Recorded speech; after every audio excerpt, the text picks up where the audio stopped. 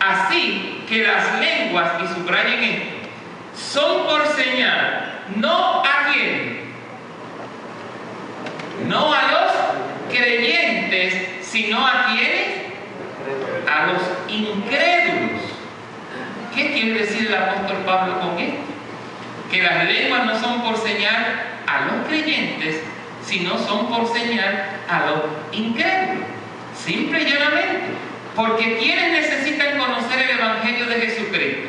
¿Los creyentes que ya se entregaron al Señor Jesús? ¿O aquellos que no son creyentes que necesitan entender y conocer el Evangelio del Señor Jesucristo? Por eso es que las lenguas son por señal a los incrédulos. Porque las lenguas solamente deben usarse para que aquellos que no conocen el Evangelio puedan conocerlo. ¿Estamos entendiendo el punto? O sea, en otras palabras, las lenguas es un don que da el Espíritu Santo, un don sobrenatural. Cuando estas personas, estos misioneros están en el África y llevan el mensaje por todas esas aldeas y no conocen los idiomas que hablan ellos, pues ellos predican el Evangelio. Y hay muchos casos que se han dado testimonio en los misioneros de que esas personas, esos aldeanos, escucharon el mensaje de la verdad presente del Evangelio eterno en el idioma de ellos. Ese es el verdadero don de lengua sobrenatural, el don de lengua que se manifestó en el día de Pentecostés. Ese es el don de lenguas que es señal no a los creyentes, sino a quienes, a los incrédulos. Ahora bien, mire lo que sigue diciendo. Pero la profecía no a los incrédulos, sino a los creyentes. Si pues toda la iglesia se reúne en un solo lugar y todos hablan en lenguas y entran indoctos o incrédulos, ¿no dirán que estáis locos? Imaginémonos el cuadro. Estamos aquí en la iglesia y de repente cada uno de ustedes empieza a hablar en un idioma. Vamos a suponer que sean idiomas, porque lo lamentable del caso es que en otros lugares ni siquiera idiomas hablan y comienzan a hablar todos juntos. Y yo pregunto, ¿no es eso lo que el apóstol San Pablo está atacando directamente aquí en este pasaje que acabamos de leer? ¿No dice que si venimos, dice que si se reúne toda la iglesia en un solo lugar y todos hablan en lengua y entran indoctos o incrédulos, ¿no diráis que estáis qué cosa? Locos. Van a decir que están locos. Entran los incrédulos y ven hablando aquí una cosa, aquel otra, aquel otra, aquel otra. Ellos no se edifican, no entienden lo que está pasando. Y en vez de glorificar a Dios, como vamos a ver ahora, lo que dicen, esta gente están locas. Miren lo que él sigue diciendo. Pero si todos profetizan y entra algún incrédulo o indocto, por todos es convencido, por todos es juzgado, lo oculto de su corazón se hace manifiesto, y así postrándose sobre el rostro, adorará ¿a quién? A Dios, declarando que verdaderamente Dios está entre vosotros. Ahora bien, ¿qué es eso que cuando habla aquí de que si algunos profetizan? ¿Creen ustedes que profetizar es solo predecir el futuro? ¿Saben que en la Biblia profetizar no es solo predecir el futuro? Eso es parte de la historia. Predecir el futuro, cuando hablan los profetas en nombre del Espíritu Santo y dicen algo que va a acontecer, están profetizando. Pero ¿no sabían ustedes que su servidor está profetizando ahora? Su servidor ahora está profetizando. Porque el término que se usa de profetés es llevar un mensaje. Eso es. Porque el mensaje puede ser predecir el futuro, es profecía. Pero el mensaje puede ser anunciar el Evangelio de Jesucristo, es profecía también. Por eso decían, estamos profetizando ahora. Por eso dice aquí el apóstol Pablo que cuando se profetiza en la iglesia, en otras palabras, cuando se predica la palabra de Dios en la iglesia, no debe hacerse de la manera que se hace en otros lugares.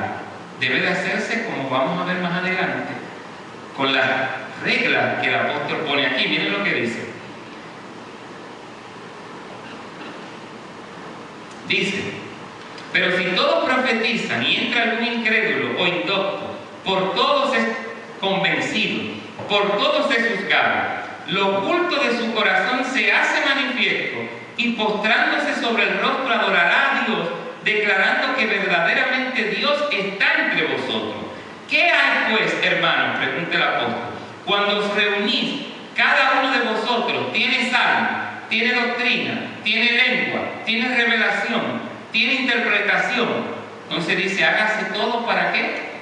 Para edificación. Si habla alguno en lengua extraña, ahora dice, sea esto por dos. Ahora empieza a poner las restricciones, si hay necesidad de hacerlo. Si habla alguno en lengua extraña, sea esto por dos o a lo más tres. Y luego dice, y por turno. O sea, que es en un orden. Y uno intérprete. En otras palabras, no se puede hablar en lengua si no hay uno que traduzca, si no hay un intérprete. Dice, y si no hay intérprete, como dijimos, dice, calle en la iglesia y hable para sí mismo y para quién, y para Dios. Y esto tan claro en la palabra de Dios. Y uno se pregunta, oye, pero ¿cómo será que no pueden ver estas cosas tan sencillas y tan claras que la palabra de Dios presenta? ¿Cómo puede ser que el enemigo de las almas nos tenga con un velo en los ojos y no podamos ver tan claramente y tan diáfana que es la palabra del Señor? Pero ¿saben qué, hermano? Es que para discernir las cosas del Espíritu hay que tener el Espíritu. ¿Se han dicho por ahí que para un buen entendedor? Miren lo que sigue diciendo. Así que, hermanos, procurad profetizar y no impidáis el hablar en lengua, pero hágase todo como decentemente y con orden, porque Dios es un Dios ¿de qué cosa? De orden. Todo en el cielo tiene un orden completo y en todo el universo. Todo lo que Dios creó tiene un orden. Nosotros aquí en la tierra somos los que hemos provocado este tremendo desorden que hay aquí. Pero no creamos que en el resto del universo el desorden que tenemos nosotros aquí está allá también. Este es el único lugar donde se pecó. Este es el único lugar donde traímos el desorden, donde traímos la rebelión. Porque de hecho, cuando Lucifer se rebeló en el cielo, Dios quitó el desorden inmediatamente y lo sacó ¿de dónde? Del cielo. Y están aquí los desordenados, que nos desordenan a nosotros, nos tratan de desordenar a nosotros también. Dice en 2 Corintios 3, 2 y 3, nuestras cartas sois vosotros, escritas en nuestros corazones, conocidas y leídas por todos los hombres, siendo manifiesto que sois carta de Cristo, expedida por nosotros, escrita no con tinta, sino con el Espíritu del Dios vivo, no en tablas de piedra, sino en tablas de carne, que dice allí, del corazón. ¿Saben ustedes que una de las obras del Espíritu Santo es escribir la ley de Dios en nuestros corazones? Esa es una de las obras principales del Espíritu Santo. Por eso es que cambia nuestra naturaleza, quita la carne, quita la naturaleza pecaminosa e implanta el Espíritu y implanta la naturaleza divina en nosotros. Y cuando hace eso, es que escribe su ley en medio de nuestros corazones. Y ahora no vivimos nosotros, sino que Cristo vive en nosotros. Dice en Mateo 12:31, por tanto os digo, todo pecado y blasfemia será perdonado a los hombres, mas la blasfemia contra el Espíritu no les será perdonada. Hay un solo pecado que Dios no perdona en la Biblia. En la Biblia hay un solo pecado que Dios no perdona. Y ese es el que acabamos de leer ahora. ¿La blasfemia contra quién? Contra el Espíritu Santo.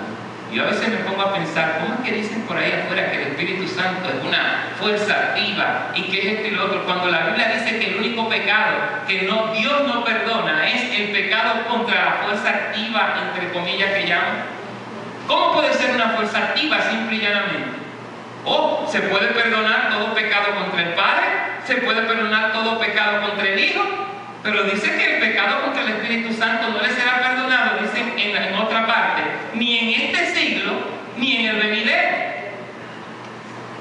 La blasfemia contra el Espíritu Santo es el único pecado imperdonable. Pero ¿en qué consiste la blasfemia contra el Espíritu Santo? Consiste en dos cosas.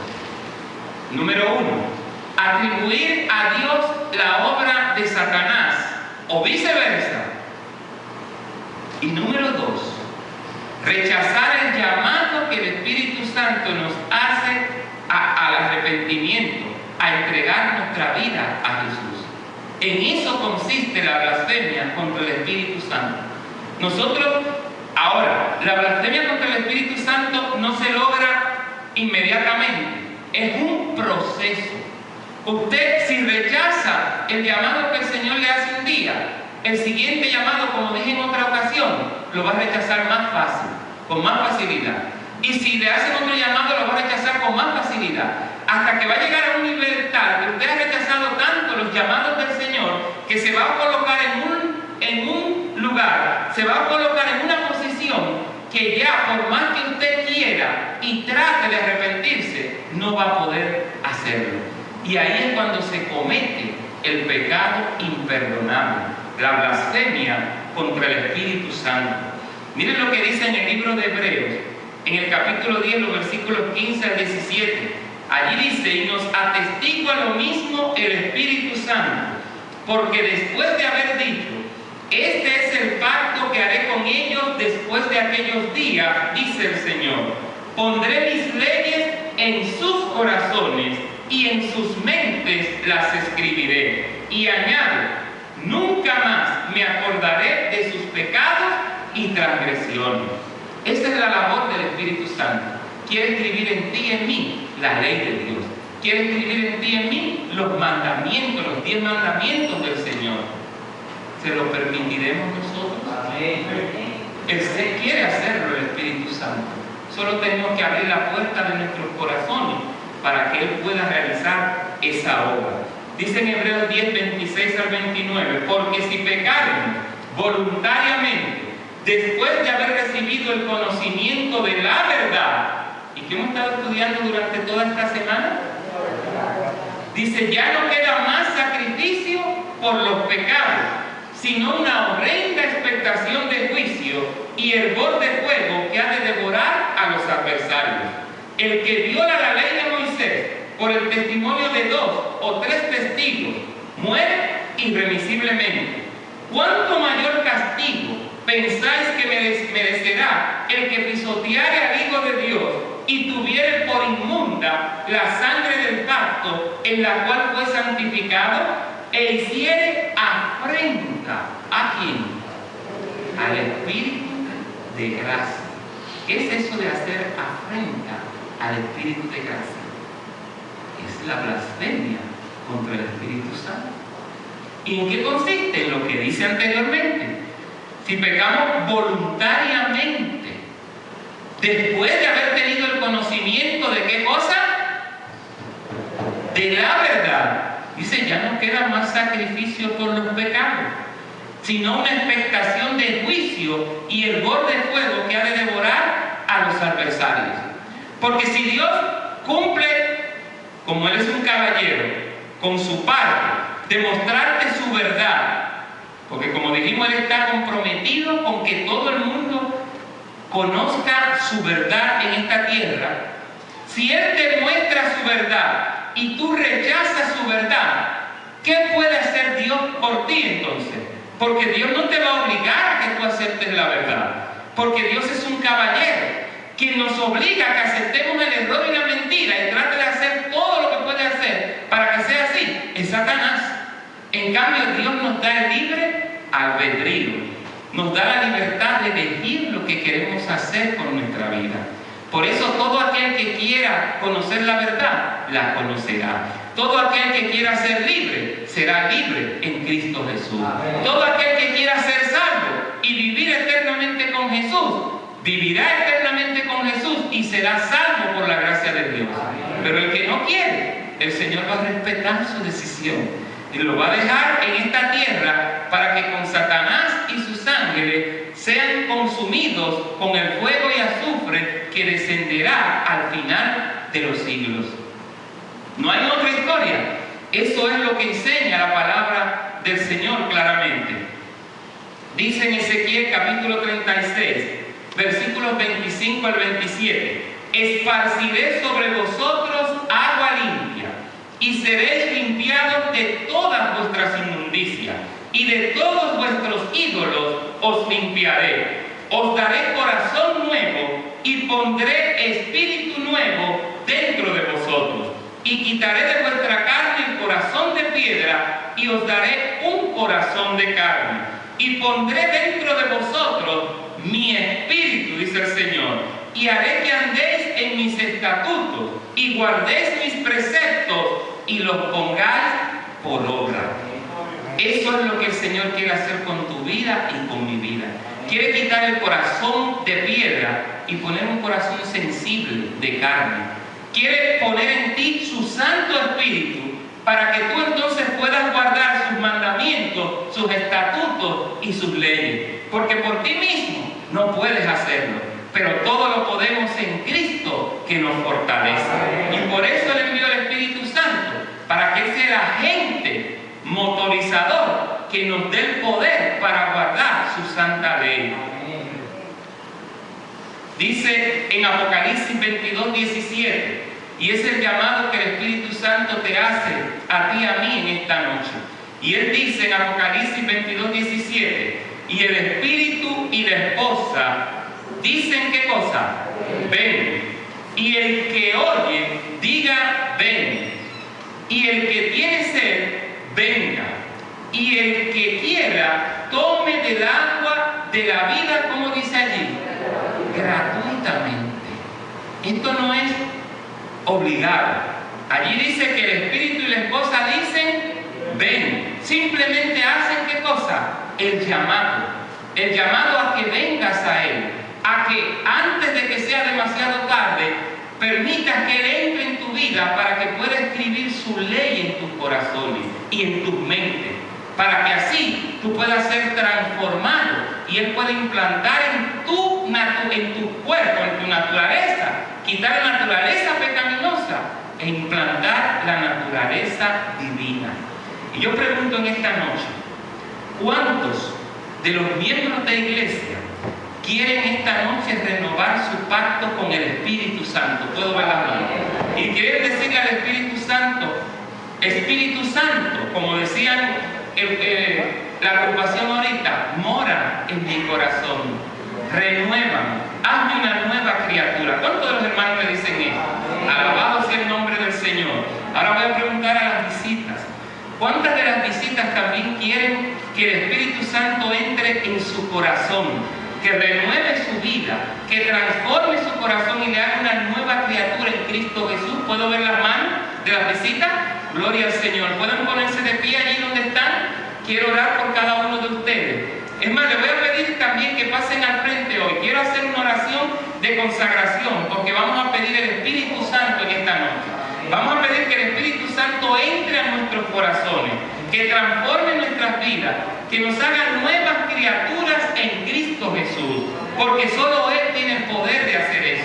Pero gracias a Dios que nos ha dado el medio de la oración para pedirlo, para que esto pueda ser una realidad. ¿Hay alguna visita más que puede pasar al frente? Si hay alguna visita más por allí que quiere también que el Espíritu Santo entre a su corazón, que no quiere cometer el pecado imperdonable, que no quiere desoír el llamado de Jesús para blasfemar contra el Espíritu Santo, sino que quiere aceptar su verdad y quiere ponerla por obra y por práctica. ¿Hay alguna visita más? ¿Puedo ver las manos? Bueno, vamos a orar. Entonces, vamos a pedir la bendición del Señor. Vamos a estar de rodillas, por favor. Querido Dios, te alabamos y te glorificamos en esta hora. Amén. Te damos toda la gloria y la honra, Señor, porque tú solo la mereces. Amén. Porque tú eres el Dios todopoderoso, el creador de los cielos y de la tierra, delante de quien se postran los ángeles en el cielo y todos los seres vivientes que has creado, y todo el universo te da la gloria y la honra. Amén. Y este mundo, a pesar de que se ha apartado de tu verdad, de tu ley, y ha caído en el pecado, pero tú has prometido rescatarlo de este abismo, y has prometido también restaurar este mundo para que nuevamente se unan completamente sus súbditos, los que vivan aquí, junto con todos los moradores del universo, a alabar y glorificar tu nombre. Mira estas almas que en esta noche quieren que tu Santo Espíritu entre a sus vidas y sus corazones. Oh Señor, permite que esa puerta que ellos han abierto pueda al Espíritu Santo entrar, cerrarse para que nadie más pueda entrar. Que solamente Jesús a través del Espíritu Santo pueda morar en sus vidas y en sus corazones. Sella su pacto contigo, Señor. Escribe tu santa ley en sus corazones para que ellos puedan ser nuevas criaturas en Cristo Jesús. Al igual te pedimos por cada uno de nosotros que nos ayudes a renovar nuestro pacto contigo, oh Señor, para hacer tu voluntad. Ten misericordia de nosotros, porque te lo pedimos y te damos las gracias en el nombre de Jesús. Amén. Amén. Amén. Gracias, Señor. Amén. Dios les bendiga. ¿Saben? El sábado vamos a tener aquí un hermoso bautismo. Ya de las personas que han tomado su decisión por el Señor, estuvimos visitando a varios esta tarde y ya hay varias personas que han decidido entregar su vida al Señor. Le pedimos que sigan orando para que las personas con las que nos falta hablar, pues también entreguen su vida al Señor. Que Dios les bendiga a todos. Amén.